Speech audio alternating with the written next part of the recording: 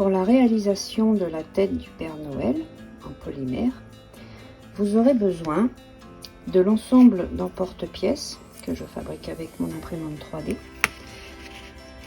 Vous aurez besoin de pâte polymère, bien sûr, donc la blanche, une rouge à votre choix, un rouge Noël, rouge cerise, comme vous voulez, un petit peu de rose, il n'en faut pas beaucoup, rose pâle ou chair, pêche, et du noir, ça c'est seulement pour les yeux.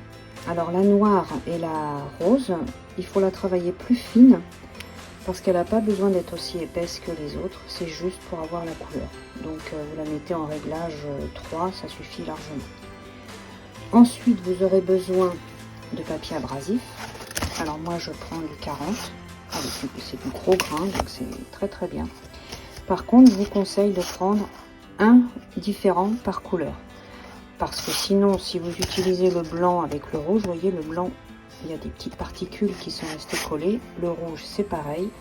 Donc, si vous mettez l'un sur l'autre, ça va pas être très joli. Donc, moi, j'utilise toujours une feuille de papier abrasif par couleur. Ensuite, vous aurez besoin des outils normaux, basiques, le rouleau, les deux lames.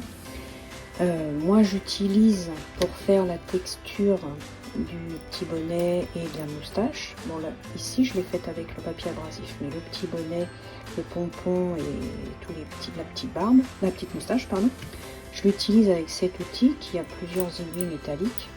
Mais sinon, si vous n'en avez pas, vous pouvez très bien utiliser un petit pic, ça suffit largement, c'est juste un petit peu plus long.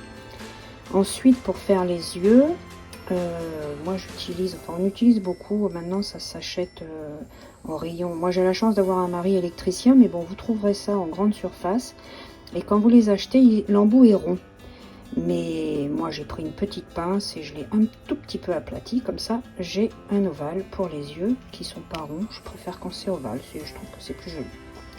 Alors mes emporte-pièces, il y a déjà la forme du visage qui est pré-marqué, comme ça vous n'aurez plus qu'à mettre, à positionner en fonction de ça. Et le visage c'est pareil, il y a les yeux déjà qui sont pour l'emplacement. Donc voilà tout ce qu'il vous faut pour la réalisation. Et si vous voulez aussi, vous n'êtes pas obligé, mais si vous voulez que ça adhère bien, vous pouvez assembler comme vous l'avez vu sur la vidéo, assembler avec de la Fimo liquide, ça tient mieux. Et voilà.